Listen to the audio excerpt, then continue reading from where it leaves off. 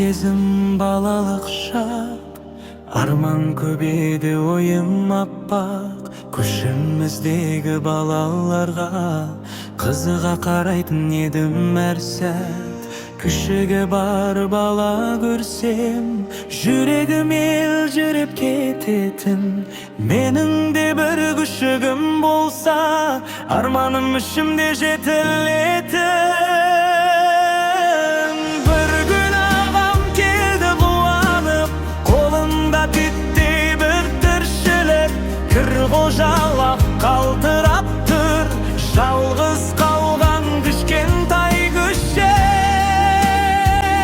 Көздері мөлдір өзелсіз, қарны ашқаны көрініп тұр. Қолыммен тамақ беріп, жүрегім мейірімге толып тұр.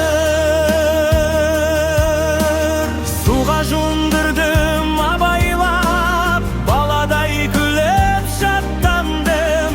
Көрінен арылып шыға келді, аппақ болып таң қалдым. Қарны тойған күшігім секіріп ойнап кетті бірден. Қуаныш деген осы екен ғой, сол сәтте жүрек білдірген. Әкеммен бірге үйшік салдық, арғаштан шағын баспана. Ішіне төсеніш төсеп, жайлы еттік күшікке арнап та. Толпаңдап барып жатты ол, өзі бардай марқайып. Сол сәтте өзімді сезіндім, нағыз қамқоршыдай айқайып. Тамақ берсем еркелеп, басын шайқап секіріп, балаша мені айналып, қуаныш сыйлайтын күліп. Күндер өтті, жылдар өтті, күшігім өсті үлкейді.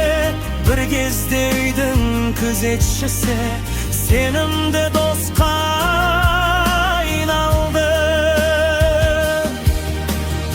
Әжімнің үйіне кеткенде үйді күзетіп қалатын, ал мені алыстан сезіп, алдымнан жүгіріп шығатын. Екеуміз бірге ойнайтынбыз, қуалайтынбыз, күлетінбіз. Тілсіз болса да бәрін ұғып, жанымның сырын бөлетінбіз.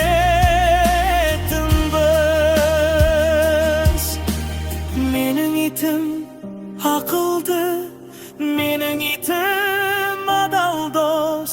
Балалық шағымның бір бөлігі жүрегімде мәңгі қалғаны.